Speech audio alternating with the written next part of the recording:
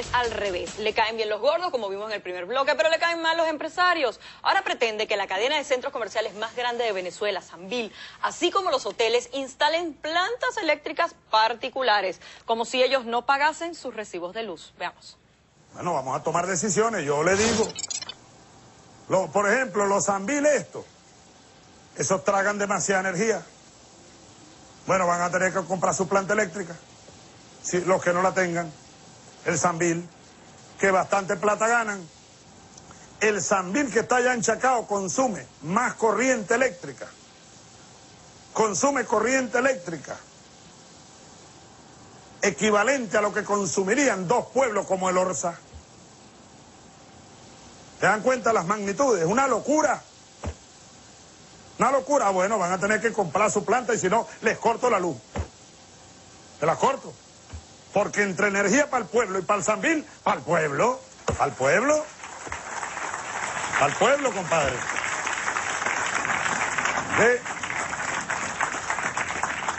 Lo mismo pasa con que los moteles, no se pongan bravos conmigo los que van a moteles por ahí.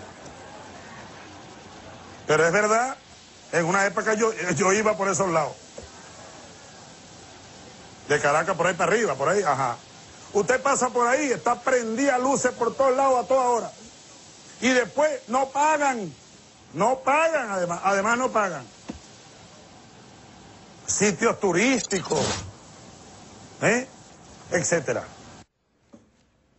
Dios del cielo. ¿Qué le parece el presidente de Venezuela de hotel en hotel? Bueno, eso no es tan grave como lo otro. Es decir, la demostración de que este señor no tiene la menor idea, no sabe sacar cuentas, es que si ese centro comercial compra unas plantas eléctricas, esas plantas eléctricas consumen energía. Pero consumen gasolina. Claro. La gasolina le cuesta 5 centavos el galón. El gobierno subsidia la gasolina, que vale $2.70 el galón en la calle. Lo que quiere decir que va a perder mucho más dinero si esa empresa pone una planta para producir energía que si sencillamente se utiliza el suministro como el resto. Pero es otra forma también de controlarlos a ellos, de decirles, ¿sabes qué? Ahora no te vendo gasolina. O sea, ahora que montaste la planta eléctrica, que te gastaste el dinero, te hago pasar la doble humillación que primero te cortaba la luz y ahora no te vendo gasolina.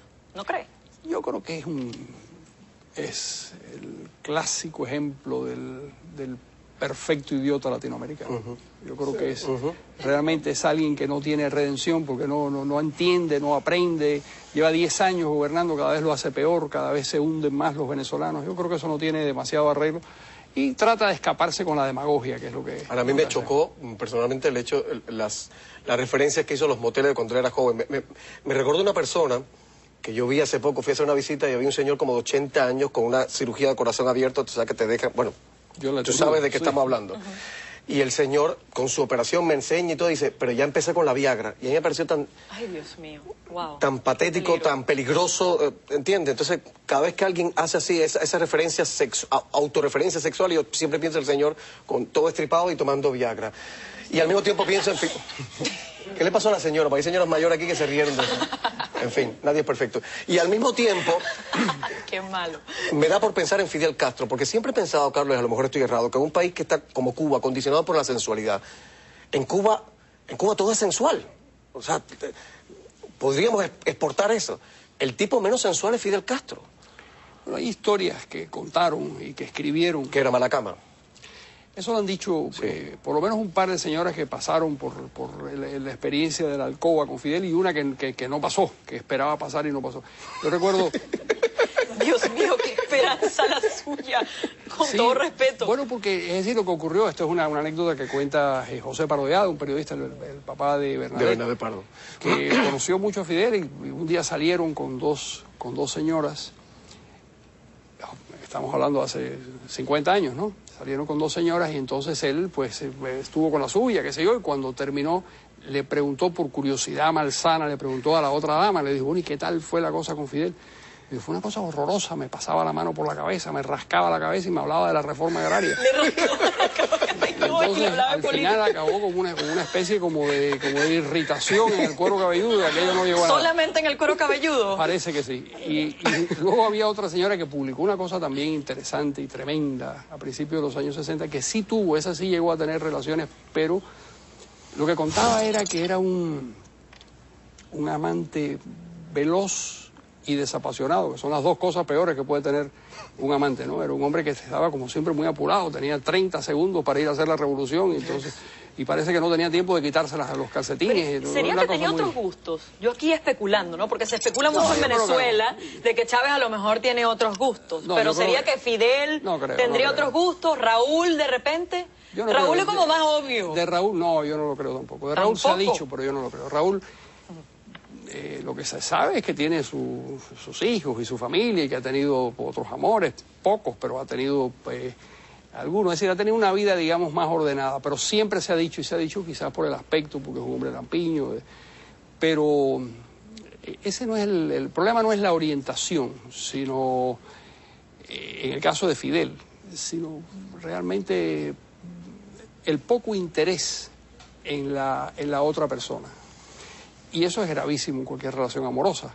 Es decir, un señor que no ve al amante o a la persona con la que está como una persona a la que tiene que amar y a la que tiene que dedicarle tiempo. Y eso multiplicado por 11 millones es un desastre. Es horroroso. Es horroroso. Ha tenido muchas relaciones. Juanita cuenta unas cuantas en el libro y lo cuenta muy bien. Y además aquí aparecen hijos que no estaban documentados y que aparecen en el libro de Juanita. Hay otros que no aparecen en el libro de Juanita y que están, y que se sabe que están. Parece que están, porque hay un ingeniero que está viviendo, un señor que debe tener mi edad ya y que vive en el anonimato absoluto en La Habana. O sea, la gente lo comentaba La Bardache el otro día en un artículo en New York Times. Sí. Hay un hijo que nace incluso antes que Fidelito.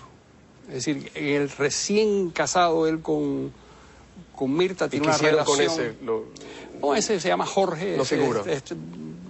Tiene el hijo de ese está por acá, porque lo interesante del libro es que al final hace un recuento de los Castro fuera de Cuba, y es la primera que rompe, pero después hay una docena de Castro fuera de Cuba, nietos de Fidel, nietos de hijos de Ramón, hijos, en fin, de distintos miembros de la familia, que todos partieron.